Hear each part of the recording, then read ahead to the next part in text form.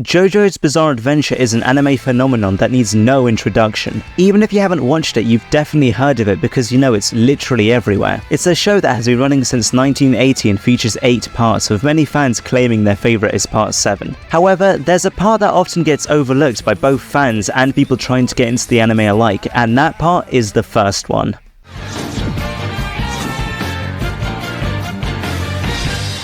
Now, I have a weird history of JoJo Part 1 because I actually tried to watch it in around 2018 and came in expecting some current age battle anime. So seeing this first scene here really put me off, and to be honest, yes, I did give up on it within the first few minutes. But 1 year later I said, hell, why not give it another shot? And now here I am a few years later shouting JoJo reference at anything that even slightly reminds me of the show. But anyway, a lot of people seem to dislike Part 1, and whilst I can see why, I also believe that Part 1 is still peak anime. I feel like the main issue most people have with Part 1 is its really simple story and sort of bland main characters. But to be honest, I don't see an issue with the first point and just straight up disagree with the second one. The simple story works really well to show the point of the entire anime, said point being a battle between two brothers from totally different worlds. It allows us to see the characters mature and build their rivalry with each other rather than just skipping straight to the action, which I feel like later JoJo parts tend to do quite often. Now obviously the story isn't groundbreaking and does take some pretty large inspirations from other works, but it's still good. It sets up the courage of the Joestar family that every Joestar seems to possess. Well,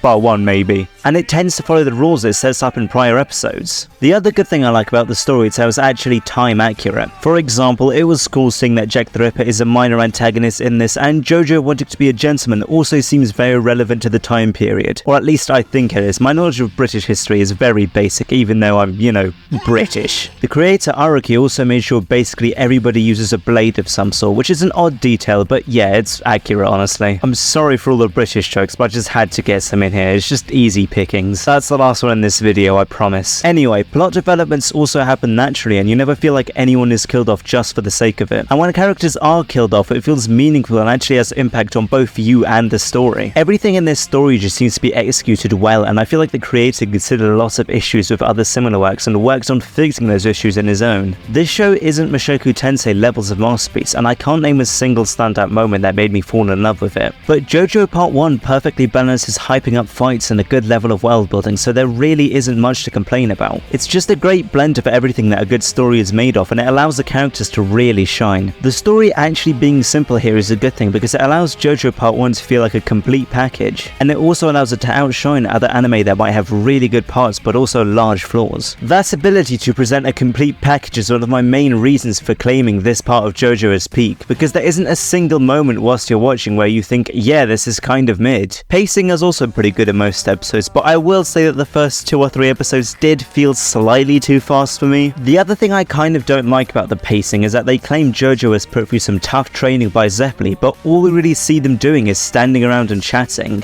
However, I do feel like the pacing gives the perfect amount of time to all the characters and allows them to develop. A good example of this would be JoJo's and Dio's fathers, because although we don't get to see them much, we can tell from the few minutes we do get with them what their personalities are like. And in George's case, we can also see how Dio ends up manipulating him as well as JoJo. The one character that didn't get enough time on screen is Danny, but don't forget this is Araki's manga, so there's no way a dog would be left alive. Now at this point you might be thinking, why is this the title of the video? Well, hear me out here, because I think JoJo Part 1 is peak anime because of the combination of the story and the characters. Let's start with a look at the fan favourite here, Speedwagon. He doesn't really get much development in this to be fair, and mostly just ends up narrating the fights, which honestly I kind of think adds to them, because seeing him scream every time JoJo is on a suicide mission definitely hypes me up. Plus, he's also just strong, manly and smart, attractive, gorgeous, beautiful. Another fan favourite we have to look at is Dio, and he is actually present in a few other parts of the anime. And yeah, I guess he is more threatening in parts 3 and 6, but here he's honestly presented the best. The way he's portrayed here is absolutely terrifying. Even from the first scene he appears in, we can see just how scary of a guy he is. Hell, even him shutting this book somehow looks menacing in a way I can't explain. Like, no normal person shuts a book like that. And seeing him interact with the Joestar family honestly kind of scares me because of how easily quickly he switches from ideal son to absolute bastard. His character creates some really tense moments and just makes you want to keep watching just to see how him and JoJo will clash. Speaking of JoJo, he's also portrayed really well here. His entire life goal is to be a gentleman, and somehow one look at him just screams that at you. Araki is a master at designing characters, and here it's extremely obvious because somehow he managed to make Dio look evil and JoJo look kind using just their body types, faces and hair. Anyway, I feel like most people see JoJo as a one-note character here and then decide he's bland, but that one note is exactly what makes him a good character. He's literally the perfect guy. He has one ideal and he sticks to it no matter what, and that makes him really interesting and full of depth. A lot of people think that being unpredictable is what gives a character depth, but honestly I still think JoJo has a lot of depth even though he's portrayed as perfect and is pretty predictable. He will always stick to his code of being a gentleman, but that's exactly what makes him interesting. He's put into situations that are basically perilous, and seeing him find a way out of those situations while still being a gentleman is always a thrill. He still has depth because when he does things that take insane drive, you want to know how he had enough motivation to do them and why he's pushing himself so hard. He might not be very easy to relate to for the average anime viewer, but he represents something that we should all strive to be, which I think definitely makes up for that. Now, the main reason for why I called JoJo Part 1 peak is because of the interactions between JoJo and Dio. They're polar opposites, so seeing them clash is literally watching an immovable object battle an unstoppable force. But that is exactly why I think Part 1 is so interesting. They feel like the heroes of old stories, and this is extremely effective because you just don't see that in anime anymore. So yeah, I believe that seeing the two of them fight and try to outdo each other at every turn while staying true to their initial motivations is peak anime just because of how grand and epic their interactions are. There's another aspect to why I think JoJo Part 1 is peak, and that's the music.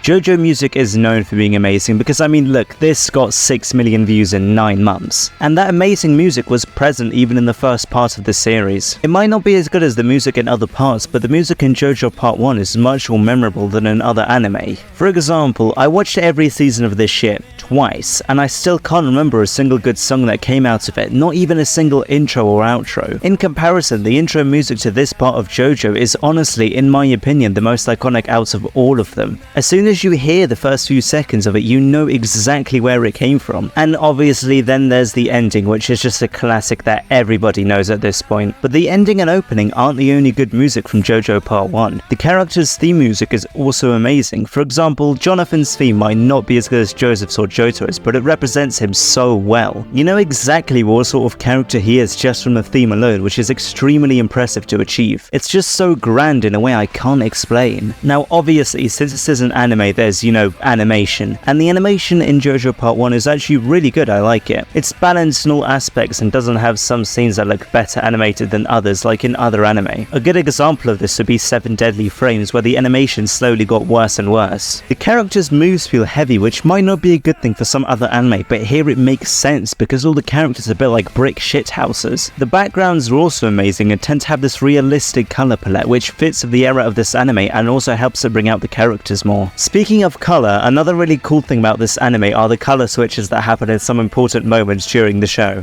These are great and can really bring out the importance in a situation, and honestly I think the later parts don't utilize them enough. So all of that being said, I think JoJo is peak because it's just right. It has good music, it has good characters that interact well with each other, and a story with no glaring flaws. There's not one bad thing about JoJo and nothing is perfect, but that's what makes it a peak anime in my mind. It's just the right blend of everything, and that's what makes it so good as a whole package. However, it is the worst JoJo part, but that doesn't make it a bad anime because all of JoJo is just so insanely good and is such a unique anime experience, so Part 1 just seems worse in comparison. So yeah, if you haven't seen it yet, please do go and watch it. And if you enjoyed this video, don't forget to like and subscribe, and I will see you in the next one.